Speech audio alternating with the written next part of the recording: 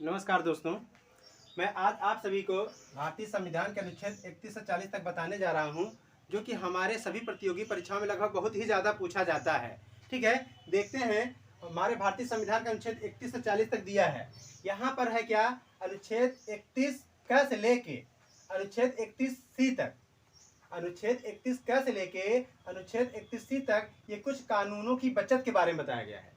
जो अनुच्छेद 31 से क से लेके अनुच्छेद 31 सी जो है, ये कुछ कानूनों की बचत के बारे में ये आपको डिटेल दिया गया है, आपका व्याख्या किया है। जैसे अनुच्छेद क में क्या है, यहाँ पर अनुच्छेद 31 क में क्या है, संपदा आदि के अधिग्रहण के लिए प्रावधान करने वाले कानूनों की बचत, ये कानून के बारे में बताया है। फिर अगला देखते हैं, इसमें है अनुच्छेद 31 बी, कुछ अधिनियमों और विनियमों का सत्यापन। अनुच्छेद 31 बी में कुछ अधिनियमों और विनियमों का सत्यापन, जो कि कानून की बचत के ही बारे में बताया गया है। फिर यहाँ पर है अनुच्छेद 31 सी, कतिपय निदेशक सिद्धांतों को प्रभावी करने वाले कानूनों की बचत। ठीक है, छोटे छोटे निदेशक सिद्धांतों को प्रभावी करने वाले कानूनों की बचत के बारे में यह बताया गया है। ठीक है, अब यहाँ आ जाइए 32 से लेकर 40 तक। अनुच्छेद 32 से लेके 40 तक ये संवैधानिक उपचार का अधिकार के बारे में बताया गया है। हमारे जो संवैधानिक अधिकार है उसके बारे में बताया गया है। क्या, संवैधानिक उपचार का अधिकार के बारे में बताया गया। अनुच्छेद 32 से 40 के अंतर्गत पूरा आता है। अनुच्छेद 32 ही, यदि अनुच्छेद 32 पूछता है कि किससे संबंधित है, आप बताएंगे ये संवैधानिक उपचार से संबंधित है। अनुच्छेद 32 किससे संबंधित है, संवैधानिक उपचार से। बहुत ही इंपॉर्टेंट ये भी है, इसको आप स्टार लगा लेंगे। अनुच्छेद 32 भी बहुत पूछा जाता है कि किससे संबंधित है, संवैधानिक उपचार से संबंधित है। अब इसके बारे में डिटेल, जैसे क्या है ना कि मतलब 32 से लेकर 40 में कि अलग अलग टॉपिक में क्या क्या है, 32 में क्या है, 33 में क्या है, 34 में क्या है, थोड़ा थोड़ा डिटेल बारे में दिया गया है, उसको समझते हैं। जैसे 32, इस भाग द्वारा प्रदत्त अधिकारों के प्रवर्तन के लिए उपाय, मतलब ये संवैधानिक उपचार के ही बारे में बताया गया है, जो हमारा अधिकार है। अनुच्छेद 32, इस भाग द्वारा प्रदत्त अधिकारों के प्रवर्तन के लिए उपाय।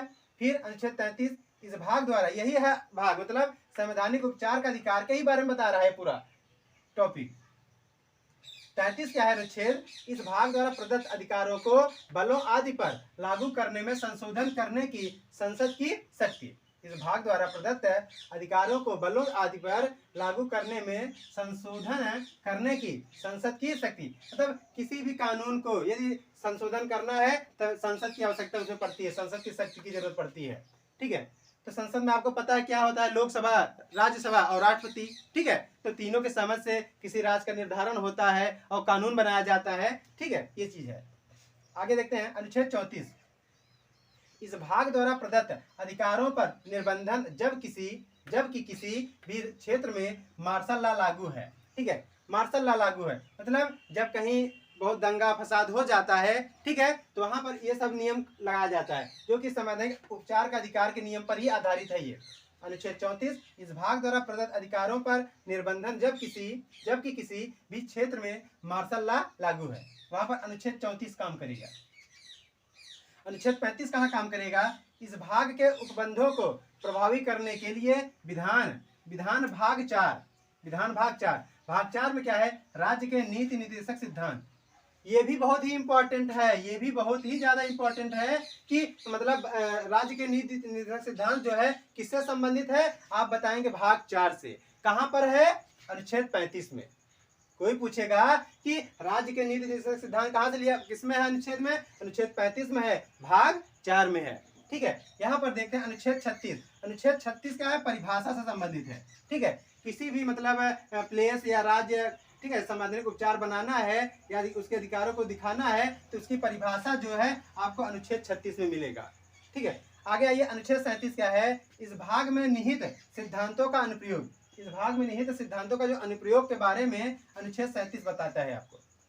फिर अनुच्छेद 38 क्या है, लोगों के कल्याण को बढ़ावा देने के लिए एक सामाजिक व्यवस्था को सुरक्षित करने के लिए राज्य। अनुच्छेद 38 क्या बताता है, लोगों के कल्याण को बढ़ावा देने के लिए एक सामाजिक व्यवस्था को सुरक्षित करने के लिए राज्य, यही बताता है अनुच्छेद 38।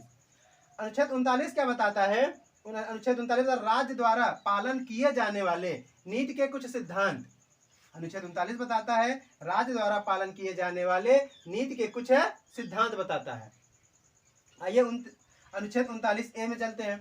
सामान्य न्याय और मुफ्त कानूनी सहायता, ये क्या बताता है? अनुच्छेद 39A मतलब सामान्य न्याय। यदि हमें कोई प्रॉब्लम है, हम न्याय के पास जाते हैं, जैसे अदालत है, हाई कोर्ट, कचहरी, ये सब करते हैं। या और मुफ्त कानूनी व्यवस्था, यदि कोई कला हो जाता है, झगड़ा लड़ाई हो जाता है, तो हमारे जो नज़दीकी थाना होता है वहाँ पर जो है, यदि उसे मतलब झगड़े को सुलझाना है, कोई मतलब प्रॉब्लम है उसको सॉल्व कराना है, तो मुफ्त कानूनी सहायता। वहाँ ये नहीं कि हमको पैसा देना पड़ता है। तो जो हमारी जो मतलब पुलिस होती है, ये हमारी सहायता के लिए मुफ्त में रखी जाती है। फिर इसलिए ये अनुच्छेद 39A में बताया गया है आपका। अनुच्छेद 40 जो कि बहुत ही इंपॉर्टेंट है, बहुत ही महत्वपूर्ण है, जो कि हर एग्जाम में पूछा जाता है। जैसे कि पिछली बार एग्जाम हुआ था लेखपाल का, उसमें यह पूछा गया था ग्राम पंचायतों का संगठन किससे संबंधित है? अनुच्छेद 40 से। बोलेगा अनुच्छेद 40 किससे संबंधित है? ग्राम पंचायतों से। ग्राम पंचायतों का संगठन या ग्राम पंचायतों का संगठन अनुच्छेद किस अनुच्छेद में है? अनुच्छेद 40। ये बहुत ही इंपॉर्टेंट है, मैंने स्टार लगा दिया है यहाँ पे। ठीक है, ऐसे प्रश्न बहुत ही ज्यादा एग्जाम में पूछे जाते हैं, जो कि पिछली बार एग्जाम लेखपाल का हुआ था, उसमें यह प्रश्न पूछा गया था। उम्मीद करता हूं दोस्तों यह अनुच्छेद 31 से 40 तक लेकर आपको बहुत ही अच्छे से समझ में आया होगा। यदि आपको समझ में आया है तो हमारे चैनल को आप सब्सक्राइब कीजिए, लाइक कीजिए और कमेंट कीजिए, और इसे अधिक से अधिक शेयर कीजिए। ठीक है, थैंक्स।